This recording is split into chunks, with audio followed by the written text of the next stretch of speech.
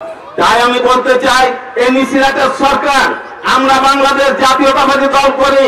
আপনাদের এলাকার একজন এমপি ছিল, এক সময়ে এই হারুন রশিদ এমপি ছিল।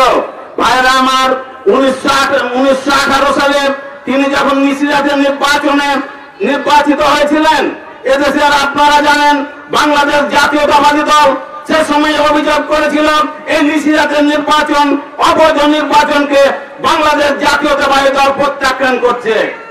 এবং বিএনপির কেন্দ্রীয় কমিটি সেই সময়ে যখন সিদ্ধান্ত নেয় যে আপনারা, আমরা এসে এই সরকারকে মানি না, এই সরকার অবৈধ, এদেশের জনগণকে নিয়ে যখন আন্দোলন করছিল এবং দল যখন সিদ্ধান্ত নিয়েছিল আমরা শপথ নিব না, সেই সময়ে হারুন কি করেছিল ভাইরা আমার?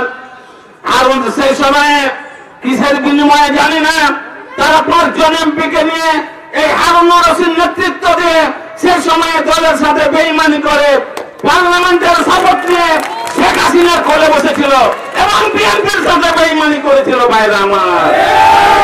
বিএনপির সাথে শুধু বেইমানি করেনি, বেগম খালেদা জিয়ার সাথে বেইমানি করেছে, আপনাদের প্রাণপ্রিয় নেত্রীর সাথে বেইমানি করেছে। আপনারা জানেন বেগম খালেদা জিয়া যখন জেলে ছিল, এই জেলে যখন তাকে ঢুকিয়ে রেখেছিল, তারপর তাকে বিনা দোষে জেলের মধ্যে ঢুকিয়ে রেখেছিল, তার প্রতি যে অত্যাচার করেছে, এই অত্যাচারের প্রতিবাদে সে বেরিয়ে আসেনি পার্লামেন্ট থেকে। সে কি করেছিল?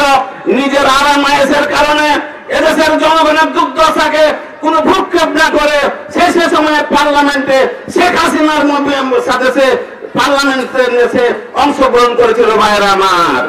তাই ভাইরা আমার, বাংলাদেশের জাতীয়তাবাদী দল, শহীদ জিয়ার তৈরি দল, বাংলাদেশের জাতীয়তাবাদী দল, এদেশের স্বাধীনতার ঘোষকের দল।